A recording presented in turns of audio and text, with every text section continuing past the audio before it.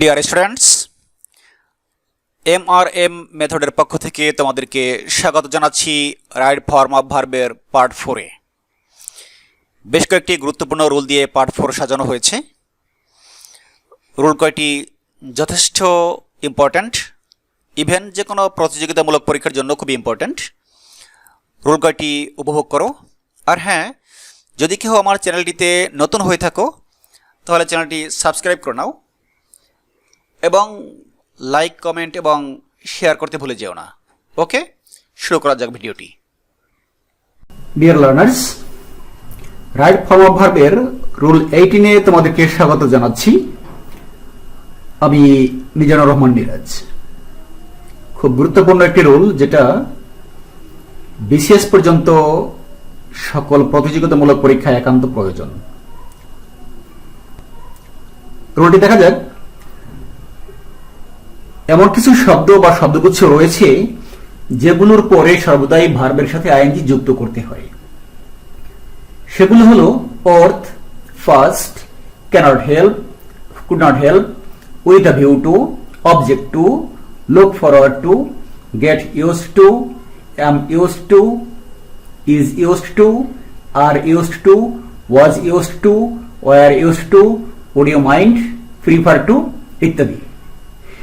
এক্ষেত্রে উল্লেখ করা যেতে পারে যে টু ছাড়া অন্য সকল প্রিপজিশন এর পরেও ভার্বের সাথে সর্বদাই আইএনজি যুক্ত করতে হয়।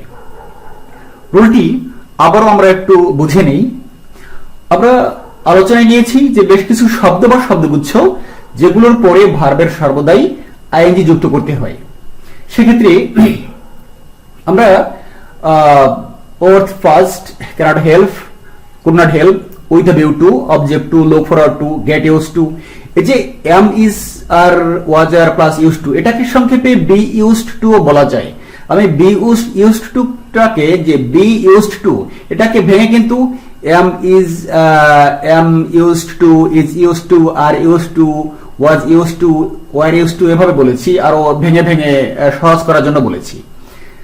আরেকটা বিষয় হচ্ছে যে আমরা জানি যে টু ছাড়া অন্য সকল প্রিপজিশন এর পরেও কিন্তু ভার্বের সর্বদাই আইএনজি হয়ে থাকে। এক্সাম্পল লক্ষ্য করা যাক। I could not help laugh, এখানে কুড নট হেল্প রয়েছে। কুড নট হেল্প থাকার কারণে এখানে লাফিং আইএনজি যুক্ত হয়েছে।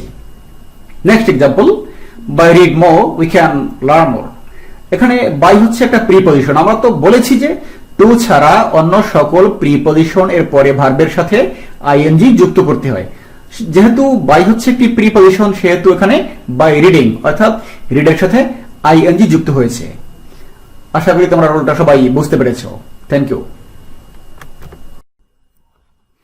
Deer learners, right form of ভার্বের রুল 19-এ তোমাদেরকে স্বাগত জানাচ্ছি।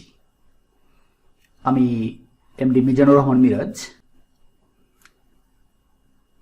রুল 19, কোন সেন্টেন্সে it's time, it's high time, wish, fancy ইত্যাদি উল্লেখ থাকলে ব্র্যাকেটের ভার্বটির পাস্ট ফর্ম করতে হয়।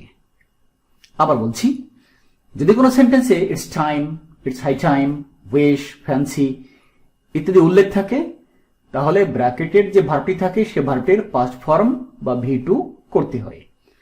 যেমনটা এক্সাম্পল দেখছি, it's time we go there, ব্র্যাকেটে ভার্ব রয়েছে গো।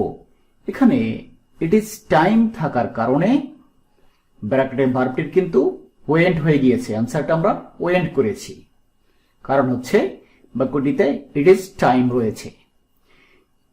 নিচের পয়েন্টটি খেয়াল করো, কিন্তু it's time, it's high time এর পরে টু থাকলে তার পরের ভার্বটির বেস ফর্ম বা প্রেজেন্ট ফর্ম করতে হয়। এখানে একটি স্ট্রাকচার উদ্ধার করেছি, ইট ইজ টাইম অথবা it's high time plus infinitive অর্থাৎ টু এবং ভি অন ভার্বের প্রেজেন্ট ফর্ম।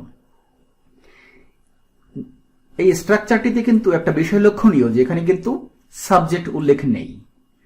সাবজেক্টের পরিবর্তে টু বসেছে। It's time, it's high time এরপরে কিন্তু সাবজেক্ট নেই, হ্যাঁ তবে টু আছে, বিধায় কিন্তু পরের ভার্বটির প্রেজেন্ট ফর্ম হয়েছে। Example, it's time to go there.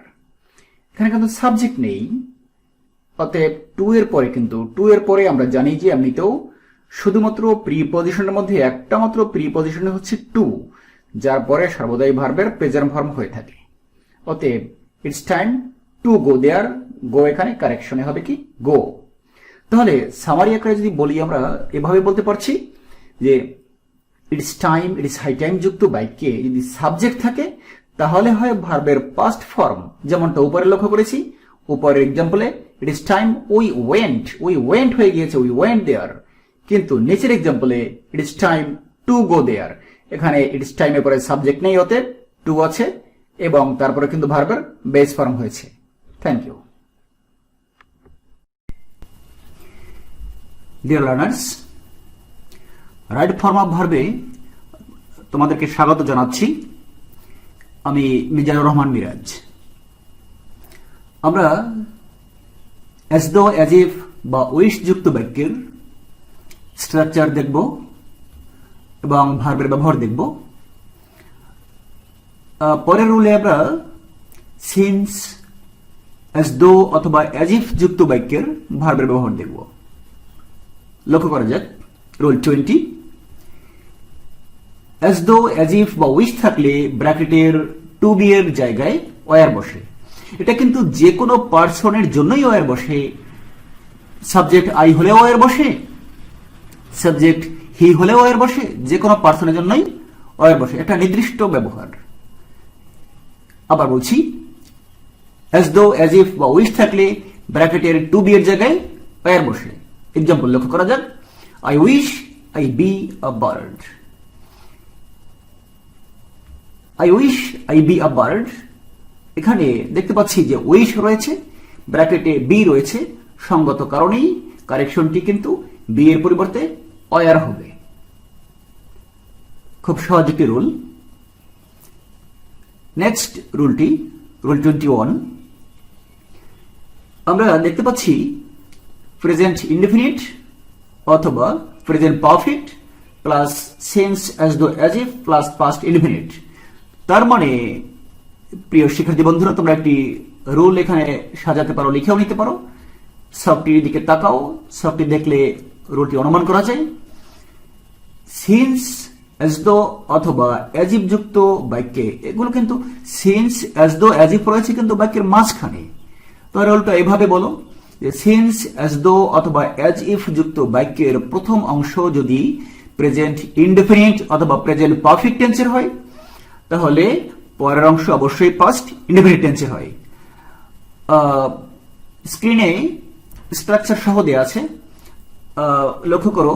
Present indefinite tense, যার স্ট্রাকচার হচ্ছে সাবজেক্ট, ভার্ব অন, সাথে এস অথবা ইএসও থাকতে পারে। আমরা জানি যে প্রেজেন্ট ইনডেফিনিট টেন্সের গঠনটি, অথবা প্রেজেন্ট পারফেক্ট টেন্সের গঠনটি লক্ষ্য করো, সাবজেক্ট, হ্যাভ অথবা হ্যাজ, V3, এবং সিন্স, অ্যাজ দো অথবা অ্যাজ ইফ এর পরে রয়েছে পাস্ট ইনডেফিনিট টেন্স, সেখানে গঠনটি রয়েছে, আমরা সবাই পাস্ট ইনডেফিনিট টেন্সের গঠনটি হয়তো জানি, সাবজেক্ট ভার্বের পাস্ট ফর্ম বা V2।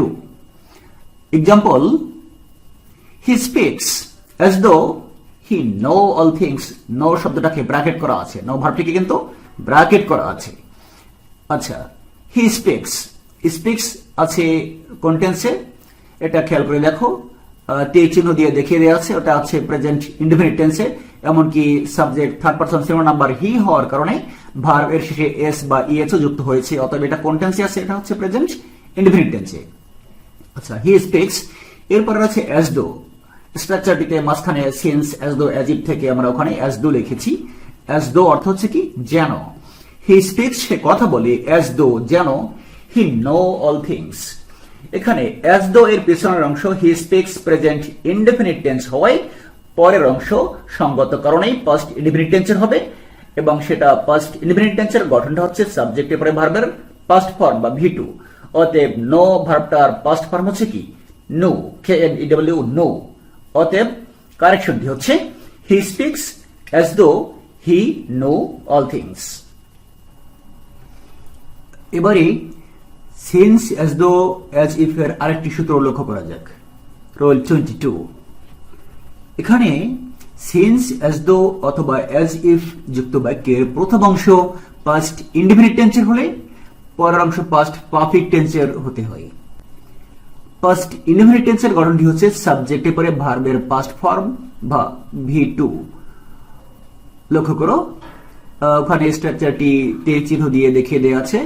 পাস্ট ইনডেফিনিট টেন্সের গঠন হচ্ছে সাবজেক্ট V2 এবং পাস্ট পারফেক্ট টেন্সের গঠন হচ্ছে সাবজেক্ট হ্যাড এবং V3। একটি সূত্রটা আবার বলছি, সিন্স অ্যাজ দো অথবা অ্যাজ ইফ যুক্ত বাক্যের প্রথম অংশ পাস্ট ইনডেফিনিট টেন্সের হলে পরের অংশ পাস্ট পারফেক্ট টেন্সের হতে হয়। এক্সাম্পলটি লক্ষ্য করো, he spoke as if he know all things. Know শব্দটিকে ব্র্যাকেট করা আছে, নো ভার্বটিকে ব্র্যাকেট করা আছে। এখানে হি স্পোক এই অংশটি কিন্তু পাস্ট ইনডেফিনিট টেন্সের গঠন অনুযায়ী রয়েছে, সাবজেক্ট রয়েছে, স্পিক থেকে স্পোক, V2 বা ভার্বের পাস্ট ফর্ম রয়েছে, হি স্পোক। এরপরে রয়েছে অ্যাজ দো, এরপরে হি নো। এখন অ্যাজ দো এর পূর্বের অংশ যেহেতু স্পোক পাস্ট ইনডেফিনিট টেন্সে আছে, অতএব পরের অংশ অবশ্যই পাস্ট পারফেক্ট টেন্স অর্থাৎ সাবজেক্ট হ্যাড V3 এই গঠন অনুযায়ী হতে হয়। তাহলে নো থেকে সঙ্গত কারণে এই কিন্তু কারেকশনটা had plus V3 had known হয়েছে। খুব সহজ একটি রুল। তাহলে সিন্স অ্যাজ দো অথবা অ্যাজ ইফ এই সংক্রান্ত যদি সূত্রটি আমরা সামারি আকারে একসাথে বলতে চাই তাহলে বলতে হয়, যদি অ্যাজ দো অ্যাজ ইফ এগুলো থাকে তাহলে ব্র্যাকেটে টু বি থাকলে টু বি এর জায়গায় বসে ওয়ার। আর যদি টু বি না থাকে এবং since as though as if এর দুপাশে দুটি অংশ থাকে, সেক্ষেত্রে since as though as if এর পূর্বের অংশ অর্থাৎ বাম পাশের অংশ প্রেজেন্ট ইনডেফিনিট বা প্রেজেন্ট পারফেক্ট টেন্সের হলে পরের অংশ হয় পাস্ট ইনডেফিনিট টেন্সের, কিন্তু since as though as if এর পূর্বের অংশই পাস্ট ইনডেফিনিট টেন্সের হলে পরের অংশ হয় পাস্ট পারফেক্ট টেন্সের।